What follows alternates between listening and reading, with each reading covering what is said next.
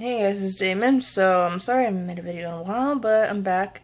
And this video, because Kyla did a video on the truth about tucking, now I'm going to do a video on the truth about binding. Now, I'm not an expert when it comes to binding because I only have one binder, and I'm not really able to wear much because it literally causes my breathing to become so horrible. Just like, it's very unpleasant. I'm going to get a bigger size though, but it's probably going to have to wait until December, which really depresses me, but can't really do much about it. So oh, and also, just a disclaimer, this is from my personal experience with, binding, and also from other people who I am friends with that have told me about their experience with it. And it's not to speak for every single person who binds, even with, a proper binder. But yeah, if you don't know what binding is where, you bind your chest so you can't see that there's anything there, to appear flat. And there is 4 ways you can do it, but only one of them is really recommended. The other one isn't that bad, but it's apparently not the best way. So I'm gonna go with the 3 that aren't so good, and then the last one will be the one that's the good way. Now, there is, to bind your chest, you could use ace bandages, which is, stuff that you can wrap your arm or your leg or whatever, your hand with when it's hurting or when you get injured or something like that. And that's not recommended at all. It's very unsafe, and it can cause damage to your chest. And yeah, then there is really, really bad one, which is taping your chest. Some people use duct tape, and it's just really, really bad and just extremely unsafe. And I'm sure it's very painful. Like, I know I have friends that have done that, and they do that because they can't afford a binder, or they've tried to get one, but it just doesn't work, and it's really crappy.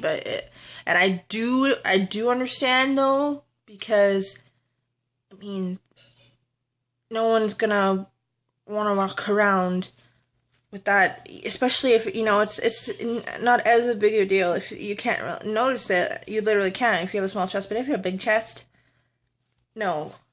Then there's the one that I was talking about that's not so bad, but it isn't really recommended, and that is the sports bra method.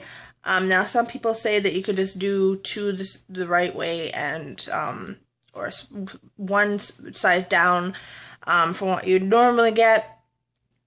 And then there's the other way where you put one on normally, and you take the other one and you flip it around and you put it on backwards. And yeah, and then there's the proper way, which is with an actual binder. You could look them up. I don't remember where I put mine, but it's just literally like fabric that it looks like a half shirt pretty much, or a half tank top almost. That's what it is. Half tank top, that's what I think they call it. And there's a few websites you can get from. The 2 I would say I've heard a lot more about, like from people buying, friends and people I follow on Instagram. It's Underworks and G2CB. I don't know if that's the way it's said. It might be a little different, but it would come up on Google if you looked it up anyway. So yeah, honestly, binding is really painful.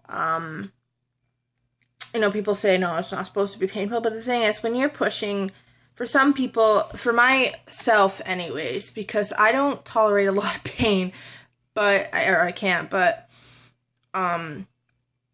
honestly, like, the binder, it can just dig into your skin, and it can agitate you.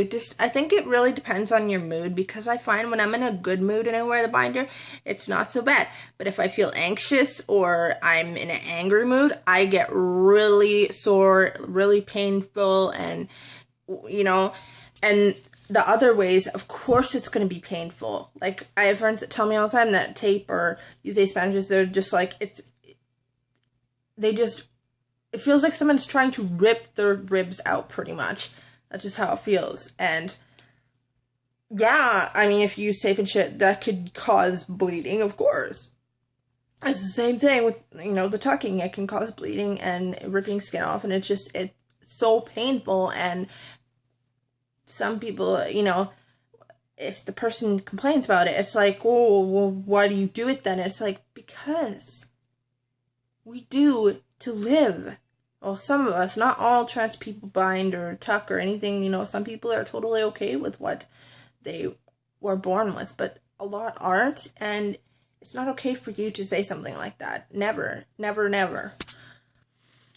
Not to say that we go through more than anyone else. I mean, I'm talking about not anyone under the transgender. The word transgender is just an umbrella term for a lot of different gender identities, but not to say that we're go through more than a cis person or a person that's good with their what they were born as. But when it comes to pain, especially, it's like, yeah. Because trust me, if you binded every day, like some cis people, like cis women, they'll cosplay guys and they'll wear binders, because I know some that do that. But when it's not every day, all the time, especially for hours on end, think about that. It's just like, it's not a good feeling at all, and it's just crap. Sorry, I've kind of avoided this topic for a little while because it bums me out to know that I can't wear my binder, really. I won't. My anxiety's too bad to do that. Some people will just do it anyway, but I cannot do that because I've had a lot of breathing problems in the last 3 years. I've had my lungs tested, though. No one has to worry, and I don't know if anyone would, but, I don't know. It's weird. I'm completely okay.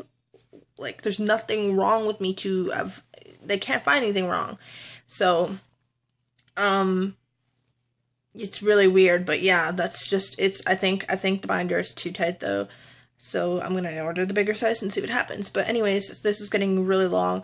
But that's just the truth, that it's tucking, binding, all that. It's not easy. It never will be, and it's not appreciated that people, put us down about it and say stuff like, well, why do it? Because a lot of us do it just to live, to feel better about ourselves.